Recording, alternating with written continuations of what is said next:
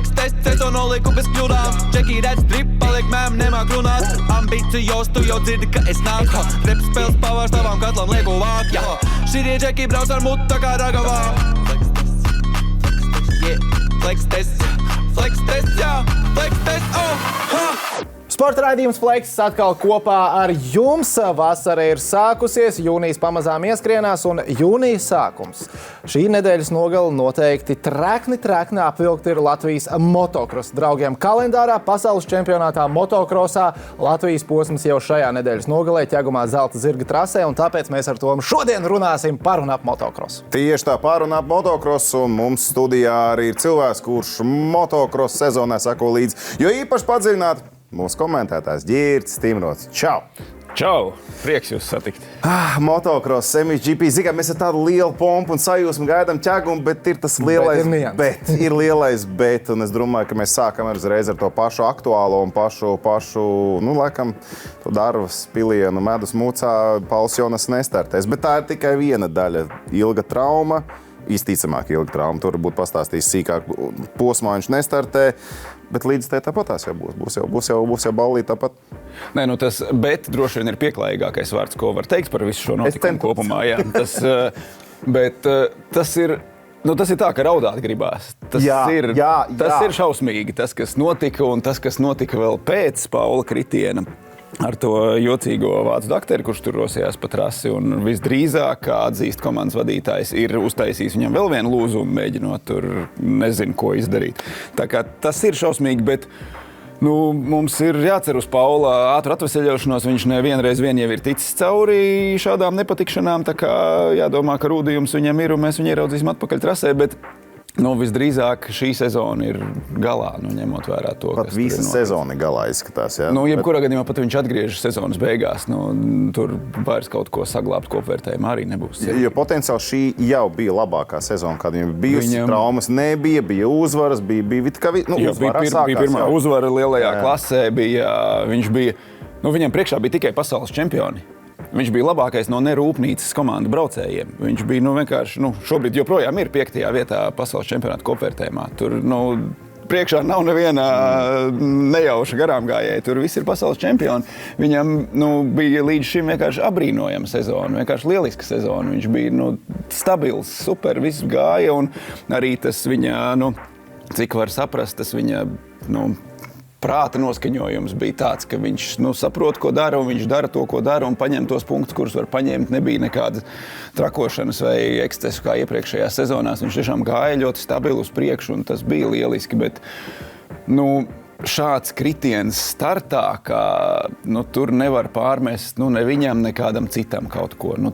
Tas ir motokross. Tieši tā, tas ir motokross, un tā ir šausmīga blakne motokrosam šīs traumas. Tur neko nevar izdarīt, un šāds kritiens startā var gadīties jebkurā brīdī, jebkurā startā. Tur tai trasē bija, kaut vai pirmajā braucienā bija miljons dulāku iespēju, kur nošķilties. Šeit vienkārši aizķērās Koldenhofa aizmugurējā riteņi, tur pazūd līdzsvars, un viņš ir zemē. Tā var gadīties jebkuram tai barā, kur 40 reizē mēģina trāpīt vienā līkumā. Bet iziet cauri vēlreiz tam visam stāstam, tātad no starta līdz kritienam, līdz dakterim. Var izvest vēlreiz mums cauri, varbūt tie, kas ir mazāk sakoši līdz, mazāk redzējuši, varbūt kāds ir nav dzirdējis par Paula Jonas traumu, bet izstāst, kas tur īsti notika. Tātad kritiens, dakteris, starts sanāca ļoti labi. Pauls gāja iekšā pirmajā līkumā, pat ne no pašas iekšmalas, bet jau ar trajektoriju. Vēl Herlings bija vēl tuvāk iekšmalai, bet aizmugurē jau viņam jau bija startā zaudējis.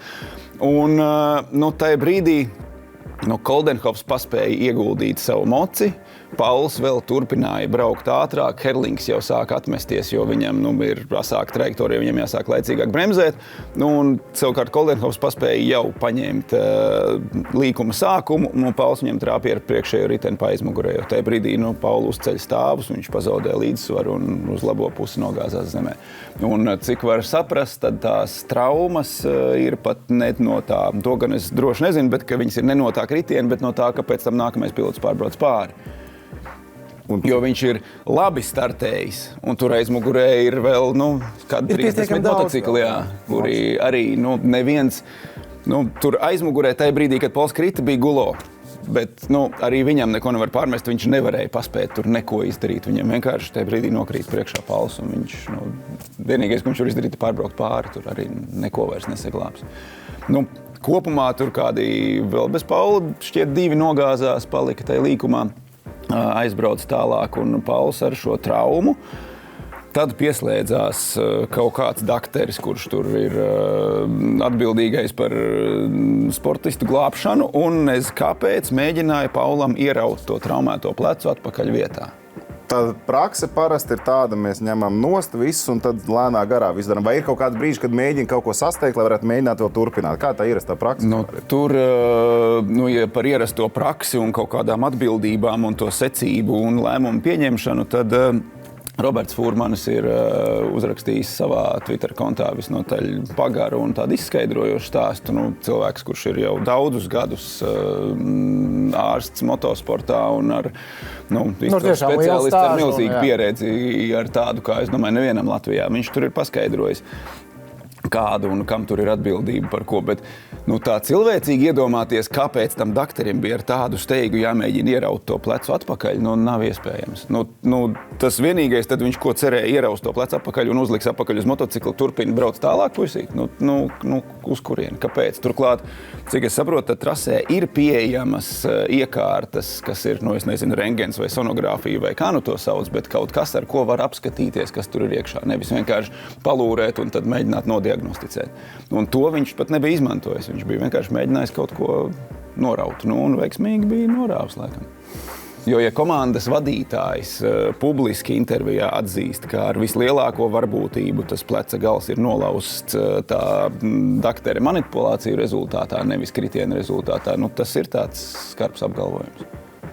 Skarbs un droši vien liks arī pārdomāt motokrosa spicākajai videi kaut kādu to protokolu, ko un kā, kurā mirklī var palīdzēt un kā vajag palīdzēt sportistiem, kur ir piedzīvojuši kritienu. Jā, līdz šim šķiet nekas tāds nebija ne dzirdēts, ne gadījies. Tas ir viens šāds gadījums, vai tur ir jāmaina kaut kāda protokola vai ne, tas viņiem pašiem ir jāspriež, mēs par to nezinām. Iespējams, ka tur ir vienkārši cilvēcīgais faktors un viens rīkojās jocīgi, nes kāda apsvēruma vadīts. Atgriežoties šajā briesmīgajā ķēdītes posmā pie tā pirmā notikuma pie Paula saskarsmes ar konkurentu Moci, tas nav tā, ka rādīt, taču regulāri tajā burzmā Moči viens ar otru startā pirmajā līkumā saskrienās, ir tā saskarsme, tas, ka Pauls krita pēc tam arī, kaut kāds nelaimes gadījums vairāk vai mazāk. Tā ir vienkārši neveiksme, tā ir tāda blakne šim sporta veidam. Tur ir 40 motocikli pie starta barjeras, viss stāv vienā līnijā. Un visi reizē nesās uz pirmo līkumu. Tur nevienam nav ne laika, ne iespēja domāt par to, kur te tagad kāds brauc. Viņi visi domā par pirmā līkuma izeju. Tur par to, kā iebraukt tajā līkumā, viņi ir padomājuši labākā gadījumā pie barjeras. Tajā brīdī viņi jau domā par nākamo vai aiznākamo elementu trasē. Un tur šāda iespēja saķerties ir miljons. Varbūt, ka man tāda tikai sajūta ir radusies, bet Pauls ar pagājušajā gadā arī bija diezgan nopietni savainojies, un šis gads atkal ar traumu. Motokros, protams, ir daudz traumām, bet es skatos uz tiem top džekiem, varbūt es vienkārši esmu palaists garām, bet man tāda sajūta, ka tie džeki kaut kā nenotraumējās tik daudz. Kur tur tas tā sāls? Paskaties uz Herlingu, viņš izlaida. Paskaties uz Gaiseru, viņš izlaida. Tur viņiem katrā tur viss ir kārtībā. Kādā brīdī, jo tas brauciens tai maksimālajā ātrumā, lielā mērā ir, to mēdz dēvēt par uz naža asmens, varbūt sadzīvē, bet būtībā tas ir uz kritiena robežas. Viss tā braukšana notiek uz kritiena robežas, jo tajā brīdī, kad tu iegāzi līkumā un tas motocikls vienkārši nonāk pats zem tevis apakšā, tad tu esi dabūjis to lielāko ātrumu. Tad, kad tu viss esi izdarījis pareizi un nevis nokriti, bet aizbrauc. Jo, ir, kamēr, ja tev šķiet, ka tu visu kontrolē, tu brauc par lēnu. Bieži vien tā ir, un tur tās traumas ir neizbēgamas. Mums ir, Kairolī, man šķiet, ir absolūti apbrīnojams džeks, kurš spēja šo savu ātrumu lielā mērā regulēt, tik cik ir nepieciešams. Arī viņam, protams, netrūks traumu, bet viņš jau tuvojoties karjeras beigām bija vairākas reizes, kad viņš komentējot cīņu trasē minēja, ka tagad šis jau bija par ātru, šis jau bija bīstami.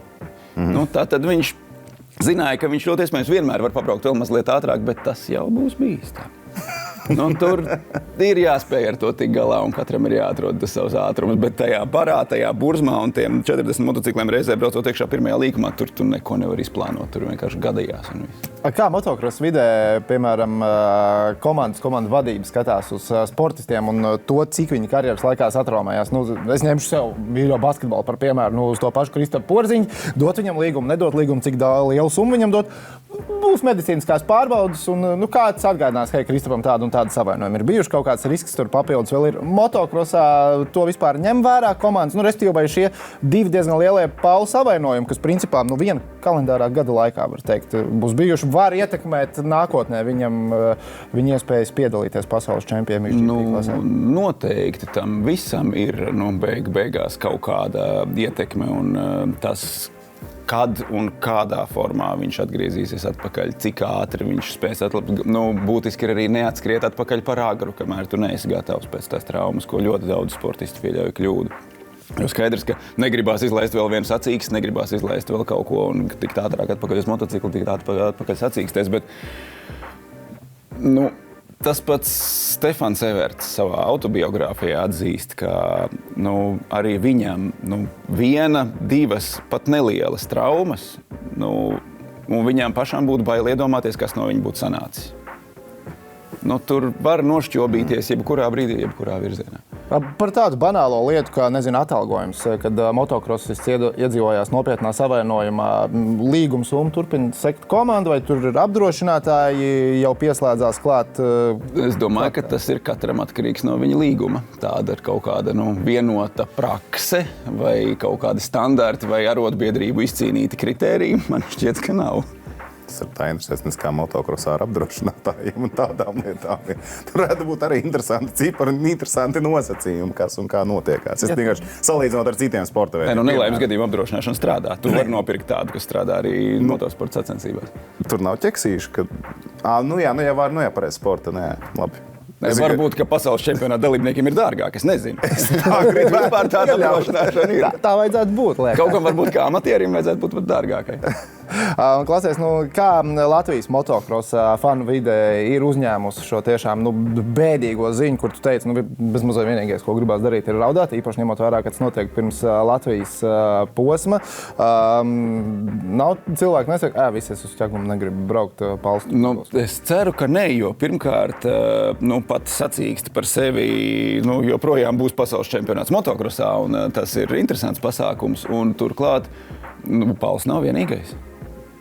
Mums 2 čaļi brauks MXGP klasē, būs Tomašs Šileika un Uldis Freibergs brauks. Laurim Puika ir ticis jau līdz dalībai pasaules čempionātā. Cik Laurim Puika liels jau ir? Zini, es precīzi nepateikšu, cik viņam ir gadu šobrīd, bet 11. Bet viņš jau brauc ar MX1 klases motociklu. Gan šķiet, ka tikko sākā ar MX1. Kā mums vispār izskatās nākotne? Tā mūsu nākotne ir vēl viens iemesls, kādēļ ir vērts braukt uz ķegumu un skatīties šo sacīksti, jo mums par laimi ir kopā ar pasauli arī Eiropas čempionāts un gan 250, gan 125. Un 250 mums ir vēl 4 čaļi, kas startē, un turklāt Kārlis Alberts Rešuls šobrīd ir 8. kopvērtējumā. Un 125 tur būs visi mūsu, var teikt, jaunā paudze. Tur tās mūsu nākotnes cerības varēs apskatīt. Mums ir 6 braucēji Eiropas čempionātā 125 uz ķegumu pieteikti. Mums tās tradīcijas, jo tā ir diezgan spēcīgas motocrossā. Mēs tā skatāmies visu laiku, kaut kas notiek.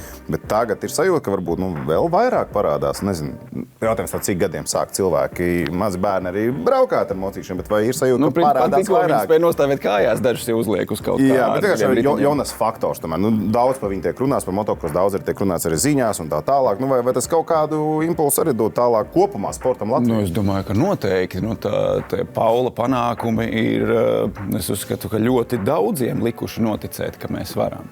Jau iepriekš tas pats Lauris Freibergs, jau pasaules čempionātā, jau Eiropas čempions, punkti pasaules čempionātā, vairākas sezonas nobraucis. Mēs jau redzējām, ka ir iespēja, ka mēs varam, ka latvieši spēj tur cīnīties. Tagad Pauls ir pierādījis, ka mēs varam būt arī pasaules čempioni. Tas noteikti pavēlk līdzi un tiem mazajiem puikām acis deg, ka šis ir tas sporta veids, kur es varu gūt panākumus. Un par pašu pasākumu, par pašu pasaules čempionātu posmu, arī Eiropas čempionātu posmu ķegumā, kas risināsies, noteikti mūs skatās kāds cilvēks, kas motocross klātienē nav redzējis. Redzējis droši vien ir GO3 sporta kanālā MXGP sacensības, bet ar ko rēķināties cilvēkam, kas dodās? Kas ir tas, kā tas laiks tiks tur pavadīts? Tādu mazo ieskatu var ieteikt, izstāstīt cilvēkam, kas nav bijis klātienē motocrossā. Tas, kas skatoties televizorā, varēs redzēt GP klases braucienus. Kas, protams, ir augstākā kategorija un ātrākie čaļi, bet uz vietas būs MX2, būs Eiropas čempionāts 125, Eiropas čempionāts 250, būs iespēja redzēt visus latviešus. Tā kā uz vietas būs 2 pilnas dienas ar sacīkstēm. Televizorā būs 2 braucieni. Protams, desiņas, frī kartupeļu un dzērienu. Viņš par to vairāk investēs, kur sēdē, kur skatīties, kur ēdienu nopirkt. Tādu kopējo tādu. Jā, tas arī, protams, iespēja pavadīt laiku trasē uz vietas, apmeklēt bufeti, sagatavoties kvalitatīvai sacīkšu vērošanai. Tas viss, protams, nāk klāt pie šī visa. Un, protams, kompānija, tusiņš, troksnis, pārējie cilvēki, kur jūt līdzi, un tas, protams, rada atmosfēru. Interesanti pēc jāapstāst, cik tur naktsmīgnes tagad riņķi apkārt maksā. Ja es atceros, prāta vētra Liepājā. Es domāju, kāds līmenis tagad ir tur. Man šķiet, ka kempingu parkā jau ja ne no ceturtdienas, tad no piekdienas jau var braukt iekšā. Latvijas posmu apmeklē arī Lietuvas un Igaunijas motocross draugi. Jā, un arī 2 Leoka arī būs Eiropas čempionātā. Tie arī jau ir tik tālu paaugušies, ka jau brauc Eiropā. Labi, skaidrs.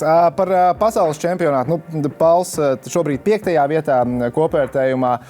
Kā tu vērtē pirmos 8 posmus no citiem šiem jau esošiem pasaules čempioniem, daudziem, kas tur cīnās arī par titulu šajā sezonā? Tā situācija kopvērtējumā ir ārkārtīgi interesanta. Tam top 4. Top 2 ir tāds tiešām blakus, bet arī tālāk. Kur tālāk jā, top 3, top 4 mēs droši varam teikt. Šobrīd ir 2 punkti starp līderiem. Starp Gaiseru un Prado ir 2 punkti. Un turklāt līdz šim 8 posmiem Prado ir uzvarējis 6.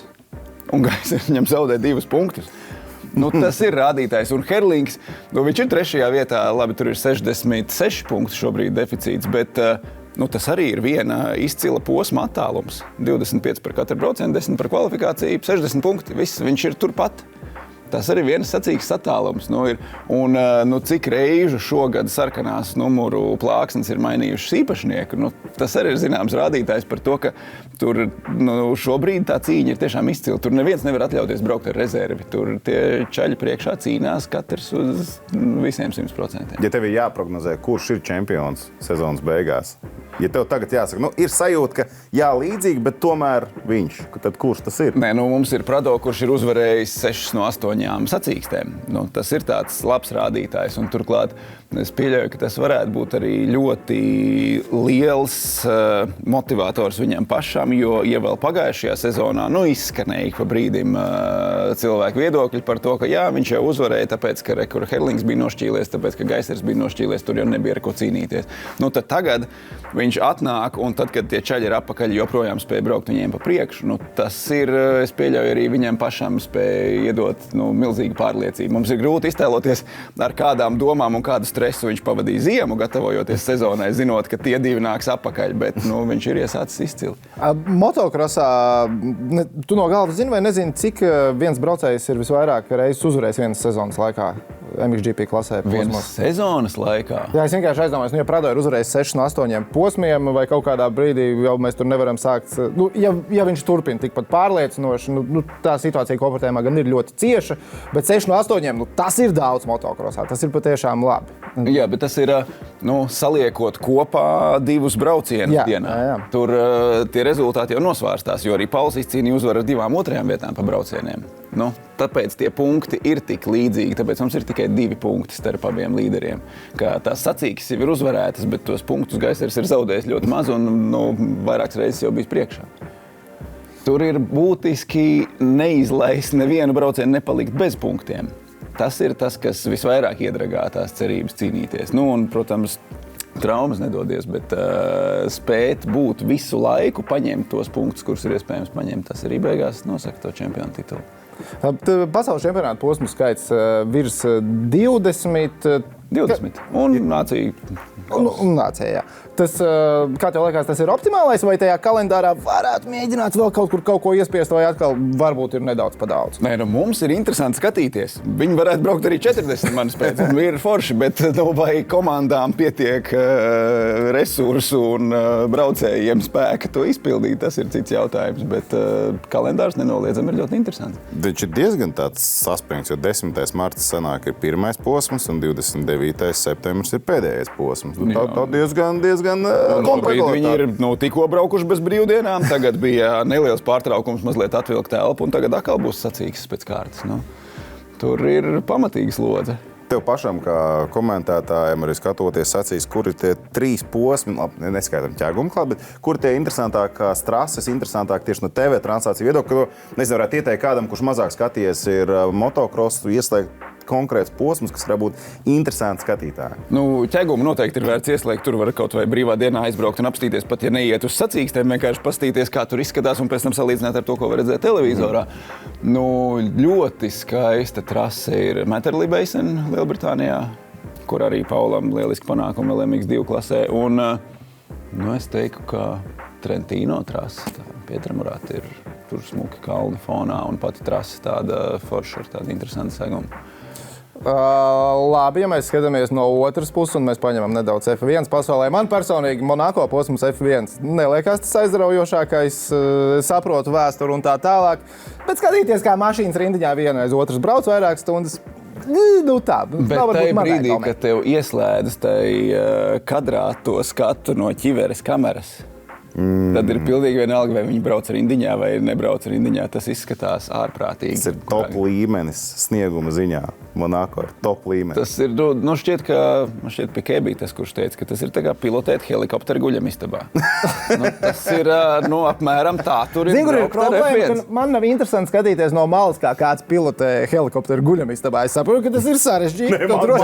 Katrs līkums ir bailīgi. Tas ir bailīgi. Es saprotu, bet es uzskatu, ka izklaidē var izdomāt interesantāk. Bet par motokrosu, vai ir tāds vispār trases, kur nāk tās sacensības un tu domā, šeit tā trase ir tāda, ka šī varētu arī nebūt tāpat aizraujošākā sacensība. Vai tas sporta veids ir tāds, ka iedot motokrosistiem kaut kādu ceļu attiecīgo un tāpat būs aizraujoši? Nē, tas motocikls ir pietiekami šaurs un tās trases ir pietiekami platas. Tur vienmēr var atrast kaut kāds variants. Protams, lielā mērā tu ietekmē kaut kādu laika apstākļu un tas, cik tas segums ir sauss vai slapjš, un tad iebraucas, piemēram, viena vai divas špūras vai tikai viena ātrākā trajektorija, vai tad, kad ir tikko nolīs un tagad žūst, un tad ir izbraukt viena špūra un viss pārējais tādos dubļos, ka tur nevienam nav jāiet līst iekšā. Tad veidojās šie vilcieniņi, kad nav iespējams apdzīt. Bet pat tad cilvēki atrod, jo ar to tas motokross ir īpašs, ka tai formulē tā trajektorija ir tur, kur viņi ir. Uznākot lietu un varbūt pamainās, bet motokrosā tu vari 3-4 apļos uztaisīt savu trajektoriju, sagatavot to savu apdzīšanu. Un tā, kad tu esi to špūrīti ieminis, tad pa viņu doties uzbrukumā. Tu taisi pats savu trasi, tu vari viņu ietekmēt. Šis ir labs, šis ir ļoti labi, jo laiks jau gatavo kurkas. Jā, to bieži vien var arī pamanīt, var ieraudzīt, ka tas džeks brauc tā jocīgi, tādu savādāku trajektoriju un vairākas reizes, tur 3-4 apaļi parasti vismaz viņi pa to vienu pēdiņu izbrauc, tad viņi ir uztaisījuši un tad no turienes šauj ārā un rauj garām. Un vēl 2 līkumi vēlāk ir, iespējams, jau tā apdzīšana, ko mēs redzam. Tā teorētiski ir bijis tāds gadījums, kad tu komentējot, tu ievēro, ka ir džeks, kurš sēž kādam astē, viņš īsti garām netiek, bet viņš taisa to savu trajektoriju. Tas, kurš ir priekšā, viņš nejūt, viņš neredz arī, ka tajā līkumā viņš kaut ko meistro nākamajā aplies, mēģinās pārlaist, tur viss aiziet šrējā. Ļoti iespējams, bet viņš jau tikai dzird, kur tas aizmugurē ir. Ja viņš sāk skatīties atpakaļ, tad principā tā ir zaudēta cīņa. Ja pilots sāk skatīties apakaļ, kur ir tas, kurš viņam uzbrūk, tad tajā mirklī visdrīzāk viņš jau ir apdzīts. Viņi labākā gadījumā var atļauties pēc atpakaļējoša līkuma pastīties pāri trasei, cik tālu ir tas, kurš viņam seko. Bet tas, kurš ir aizmugurē un jau cīnās par pozīciju, to var tikai dzirdēt. Bet nekāda komunikācija papildus sacīšu laikā īsti nenotiek. Tur nav variantu. Nē, mehāniķi rāda no boksiem plāksnes. Tas ir viss, vecos laikos. Jā, nekādas rācijas ausīs. Vismaz nav dzirdēts, ka kāds izmanto, kur viņš viņu vedīs līdzi aiz bāzes aizbiksēm to raidītāju. Ģirt no mūsdienu top braucējiem, kā tu teiktu, kurš ir pats bīstamākais uz apdzīšanu? Ja viņš ir iesēdies astē, ka tas ir tas motokrosis, ko tu negribi sev redzēt aizmugurē, jo... Viņš ir dulls vienkārši, viņš uztaisīs kaut ko trāku. Nē, ja dulls, tad tos vajag MX2 klasē meklēt. Tur dulloja ir tā, ka biezā slānī, tur neviens nav gluži normāls. Bet MXGP viņi tomēr jau ir izsitušies cauri, viņi jau ir tikuši pie šīs lielās un jaudīgās tehnikas, pie motocikla, kuram ir vairāk jaudas nekā jebkuram normālam cilvēkam vajag, un arī nekā jebkurš pasaules čempionāta braucējs spēj izmantot. Tur viņi jau ir, tā teikt, gan apbružājušies, lai galīgi stulbības netaisītu. Kaut kādi tehniskie regulējumi izmaiņas arī notiek MXGP no sezonas uz sezonu? Vai tur kaut kāda, evolūcija, vai kāds kaut ko mēģina piebremzēt, vai kaut kas tāds arī notiek tur? Notiek, jo principā lielā mērā tie čaļi brauc šobrīd pa trasi ar tiem motocikliem, kurus ik viens amatieris varēs nopirkt nākamgad veikalā. Tikai ne ar tik labu amortizāciju un vēl šādiem tādiem uzlabojumiem. Principā lielā mērā rūpnīcu komandas testē nākamā gada modeļus. To, ko viņi ir uztaisījuši labāk. Šīm rūpnīcām tā arī ir viena no galvenajām interesēm sagatavot moci, kas būs visātrākais, jo tā kā motokross amatieru līmenī ir tiešām diezgan plašs un tur ir nauda. Un cilvēki, kas ar motokrosu aizraujās, viņi to naudu ir arī gatavi tērēt. Tad viņiem ir svarīgi, vai tā ir, ka tā komanda, kas uzvar pasaules čempionātā, kuras braucējs uzvar pasaules čempionātā, ka nākamajā gadā arī tie, kur ir izdomājuši, ka tas ir tas gads, kad es pirkšu moci, man vajag to moci, kas uzvarēja. Man nav datu, lai pateiktu, kā korelē tirdzniecības apjomi ar čempionu tituliem. Bet vai tu tā esi darījis? Negluži, bet es domāju, ka tam varētu būt milzīga ietekme, jo ņemot vērā to, kādi tie motocikli ir, tad amatieru līmenī ir pilnīgi vienalga, kur no viņiem nopirkt. Tā izvēle tiešām ir emocionālā plāksnē. Jo nav tā, ka kāds no viņiem baigi neiet un kāds no amatieriem baigi varētu izjust atšķirības. Līdz ar to tur paliek šī izvēle, vai tev šie patīk, vai tie patīk, vai par kuru tu fano, vai kurš ir pasaules čempions. Tur ir šī izvēle, jo īsti no tām markām, kas tur piedalās, sūdu nevar nopirkt. Viņi visi ir labi motocikli. Cik viņi maksā? Kā kurš? Šobrīd jau ap 10 000 eiro. Pat 10 000 sūdu arī negribētos nopirkt. Kā ir diezgan daudz, lai kaut ko tādu nopirkt. Tev ir jāpaļaujās uz to dzelzs gabalu tajā brīdī, kad tu taisies lidot 30 metrus pa gaisu. Tev vajag kaut ko uzticam. Tā nav lieta, ko tu gribi eksperimentēt. Kam tu ieteiktu pievērst uzmanību, ja kāds amatieris iegādājās mocu un viņš tev jautā padomu? Kam ir jāpievērš uzmanība tad? Neņem pašu lielāko. Neņem GP klasi, neņem 450 kubikcentimetrus, nevajag sākumā. Un arī vēlāk nevajag amatieriem, es uzskatu, ka nevajag, tas ir par daudz. Bet pārējais ir vēl kaut kas, kam... Pārējais ir tava izvēle. Kura marka tev patīk, kurš veikals tev tuvāk, kuras rezerves daļas tu vari dabūt, jo tās tev vajadzēs regulāri. Nav jēga nopirkt motociklu, kuram pārstāvniecība ir, otrā pusē Rīgai un katru reizi pēc dēļas filtriem braukt cauri visai pilsētai. Skaties tā, lai tev rērtu un tā, lai patīk. Ja tu tā gribi sākt, tad, protams, var sākt ar lietot motociklu, kas būs lētāks iegādes brīdī, bet tev vajag motociklu. Tev vajag ar ko viņu vest, tātad tas ir buss vai piekaba, tev vajag kur viņu glabāt, tātad tā ir garāža. Ja tu dzīvo dzīvoklī, tad atsevišķi garāža, ja māja, tad tev ir mājā aizņemta garāža. Tev vajag augstspiedienu mazgātāju, ar ko viņu mazgāt, lai katreiz jābrauc un jāmet monētas tajā aparātā. Vēl šādas tādas iemaņas, varbūt mehāniķi, ja pats negrib skrūvēt, tur daudz ko vajag. Tas sporta veids apauga ar ļoti daudzām lietām, ja tu gribi ar viņu nodarboties. Pie mums ar to salīdzinoši nesen viesojās viens no pasaules labākajiem 3-pret-3 basketbolistiem Nauris Miers, kurš ir ļoti liels zvejošanas entuziasts. Viņš par zvejošanas Latvijas rekordiem ir daudz. Tur noteikti var iztērēt vairāk nekā motokrosā. Tāda sajūta radās. Bet Nauris pateica arī, Nauris teica, ka ļoti sāpīgi būtu, ja nedod Dievs, viņam nāktos aiziet no šīs saules ātrāk kā viņa sievai. Sāpīgi būtu, ja sieva pārdotu to viņa inventāru par to naudu, ko viņš ir teicis, ka viņš ir iegādājies. Vai motokrosa entuziasta otrā pusīte ir labi informēta par to, cik šis hobijs izmaksā, vai arī tur? Droši vien labāk, ja ir. Lai nesanāk šādi pārpratumi. Nu, labi, tad pieņemsim tā. Ģirt, nevaram tev nepajautāt arī par F1. Arī šo burvīgo sporta veidu komentē. Ir pārējie pievilkuši klāt pie Red Bull vai fake news tas ir? Nu, ir pievilkuši. Pirmkārt, viņi paši saka, ir pievilkuši. Otrkārt, ja mēs salīdzinām vienkārši apaļlaikus un sekundes un desmitdaļas, ir pievilkuši. Bet tas tāpat kā trasē. Noķert ir viens, apdzīt, tas ir cits uzdevums. Pat ja tu esi ātrāks, nenozīmē, ka tu tiks priekšā. Tur ir vēl vairāk komponentiem jāsaliekās kopā. Bet kuri vairāk ir pievilkuši klāt? Visi ir pievilkuši no augšgala. Labi, Mercedes mēs jau ir vidusmēra komanda, bet mums ir McLaren un Ferrari. Kurš ir vairāk pievilcis tuvāk? Kur ir tie īstie kandidāti, kas min uz papēžiem? Šobrīd, es teiktu, ka tas McLaren izskatās tāda lielāka ieskrējiena, ka viņi tuvojās. Ferrari tā kārpās ar vienu roku augšu un pa nogāzi, bet turpat vien viņi ir. Un tas arī piespiež to pašu Verstappenu braukt ātrāk, piespiež Red Bull komandu vairāk iespringt, un arī tur jau sākas kaut kādas kļūdas.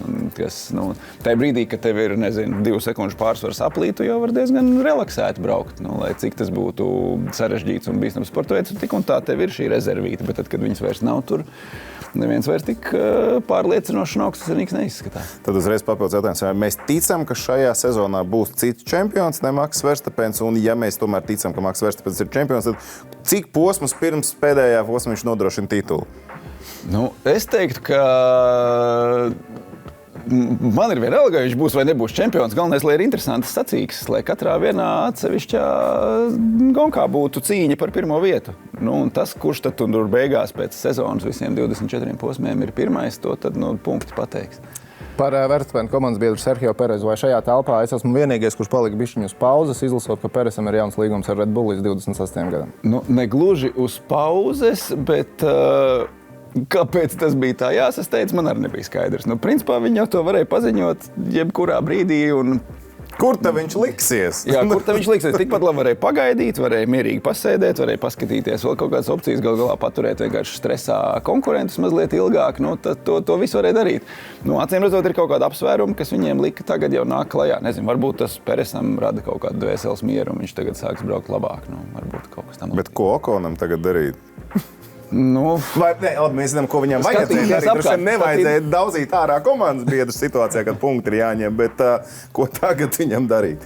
Ja mēs skatāmies, ja Peresam līgums, vēl kur tur vai ne, viss jau saliekās pa vietām, viņam izskatās slikti. Tās iespējas kaut ko atrast, jā, tā tas notiek.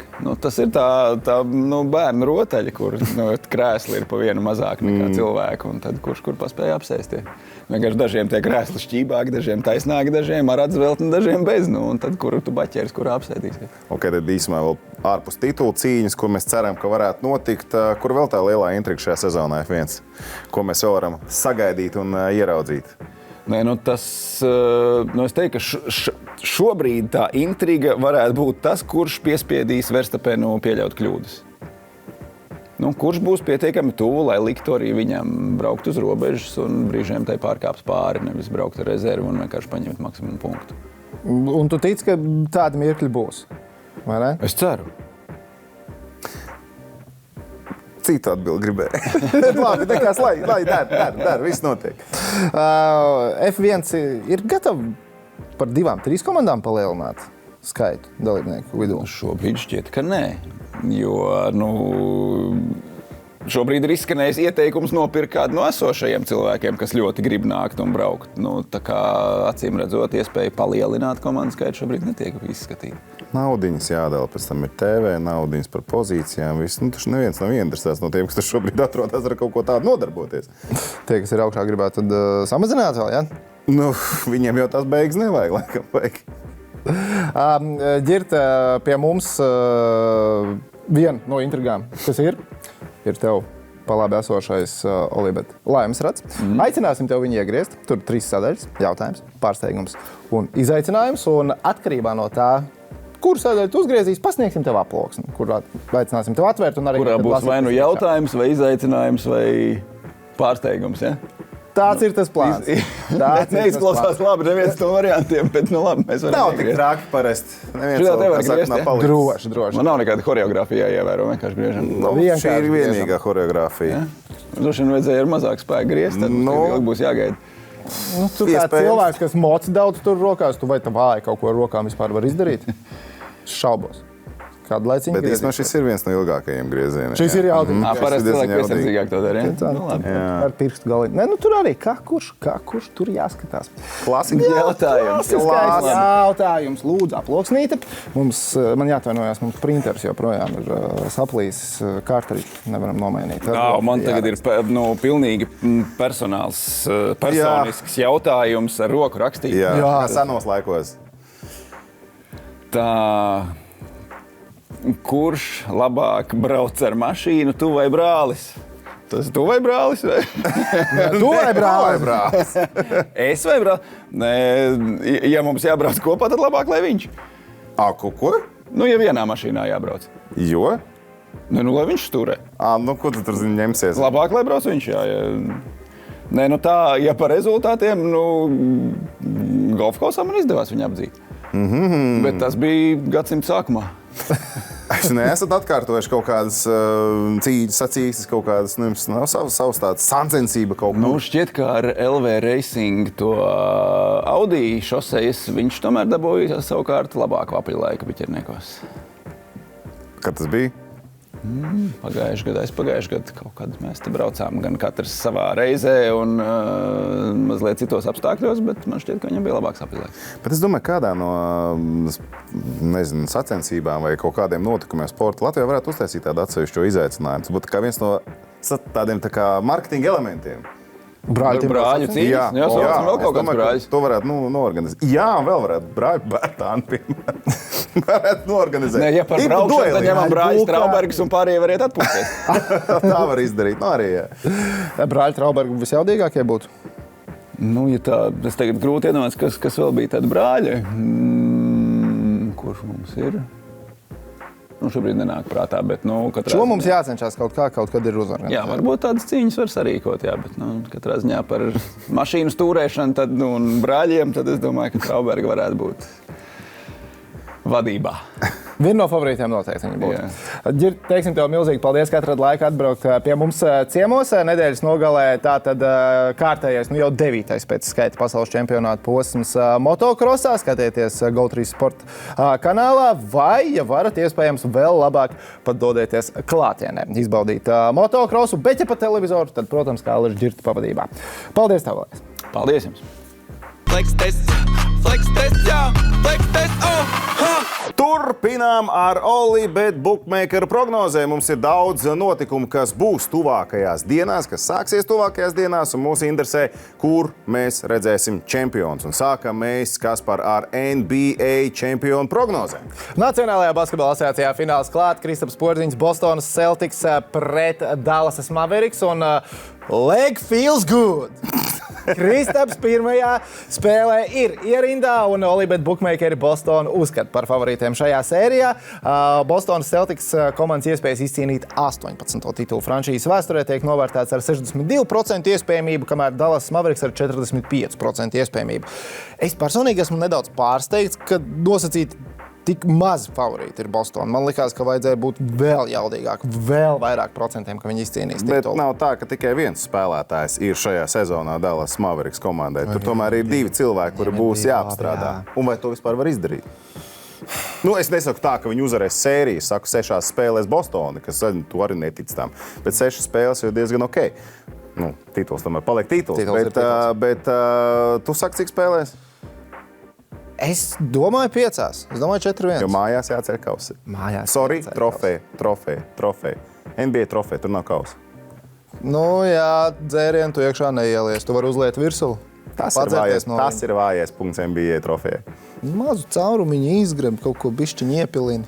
Bet kur var daudz iepilināt iekšā, tas ir Stanley Kauss. Un Stanley Kauss finālā mums ir Floridas Panthers un Edmontonas Oilers. Floridas Panthers sastāvā, iekšā pamatsastāvā joprojām nav Uvis Balīnskis. Visi aizsargi veseli, bet Uvis ir uzreiz nākošais aiz līnijas. Bet jebkurā gadījumā Florida ir finālā un ar Edmontonu ir jāspēlē. Ja mēs skatāmies uz papīru, tad Floridas Panthers stabilākā komanda Stanley Kauss izcīņā. Visās līnijās mēs varētu teikt, iespējams pat stabilākā komanda arī joprojām Stanley Kaussā.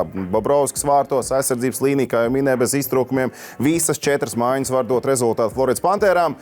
Vienīgais, kas nav Floridas Pantērām, Konors Makdēvids. un Leons Dreizērs. Šie divi kungi nav, un tie var mainīt atsevišķu spēļu likteņus, bet vai viņi var mainīt sērijas likteni? Es domāju, ka to nevar izdarīt. 2 spēles arī Edmontonai sadod 6 mači sērijā varētu būt kopsumā, bet kā jau teicu ar iepriekš, ar tādu vārdsargu kā Skinneru uzvarēt Stanley Kausu, tas varētu būt diezgan liels izaicinājums. Bet ko domā Olibet bookmakeri par to visu? 58% Floridai, 47% Edmontonas Oilers. Tas smaržo pēc 7 spēlēm, nevis 6 spēlēm, ko piedāvā Olibet, bet es lieku 6 spēlēs. Man kaut kā liekas, ka šī ir tā sērija, kas veiks visu distanci. Šeit būs nepieciešams. Es netieku uz 7. spēli, tāpēc lūdzu izdariet visu 6 spēlēs. Pagaidīja NBA ir 7. spēle, tas ir no 23. uz 24. NHL. Arī? Man liekas, ka tieši tas pats ir. Tieši tas pats. Tad vienā naktī ugunskurs, hokejs, basketbols un Toms netiek. Tu tikko teici, ka 5 spēlēs nokārtos visu Bostonā. Nē, Bostonā, jā, es tā ir teorētiski tikai tā. Jā, nu gadījumā kaut kas. Labi, līdz katrā ziņā, līdz Stanley Kausa ieguvējiem, līdz NBA čempioniem, nu mums būs kāds laiciņš jāpagaida, kamēr mēs to noskaidrosim krietni ātrāk, mēs uzzināsim Francijas atklātā tenisa čempionāta uzvarētājus. Tur izšķirošās spēles jau ir klāt. Un kungu turnīrā viens no dueļiem, ko mēs šodien izceļam, ir Karls Alcaraz pret Janiku Sinneru. Alcaraz šobrīd galvenais favorīts uz uzvaru visā turnīrā. Arī šajā duelī viņš ir favorīts. 60% tiek atvēlēti Alcaraz panākumam pēc Olibet bookmakeru domām, 42% Janikam Sinneram. Man liekas, ka šis ir fināls pirms fināla. Fināls pirms fināla, bet Sinners izcīnīs titulu. Es nepiekrītu šeit, 42% tikai Sinneram. Sinneram jau šajā gadā ir Grand Slams, tas bija sezonas pirmajā turnīrā.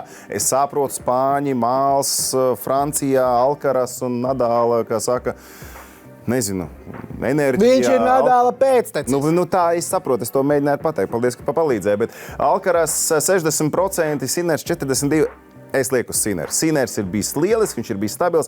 Alcaraz, protams, arī ir bijis fantastisks. Es skatījos ar vēl iepriekšējo spēli, kad viņš ar Cicipu spēlēja. Es teikšu tā, Cicips vairāk zaudēja nekā Alcaraz vinēja. Dariet, ko gribiet, bet tāds mans viedoklis. Informāciju iedeva, gribat ņemat, negribat neņemat. Labi, mēs jums sakām paldies, ka skatījāties un tiekamies jau nākamnedēļ. Nākamnedēļ, piekdien, Tom, kas sākās? Eiropas čempionāts futbolā. Vācijas Skotija, pirmais mačs. Tiekamies nākamnedēļ. Flex test, es to noliku bez kļūdām. Čeki redz drip, paliek mēm, nemāk runāt. Ambīcijos, tu jau dzirdi, ka es nāku. Rep spēles pavārs tavam katlam lieku vāk. Širie čeki brauc ar mutu tā kā ragavā. Flex test, jā.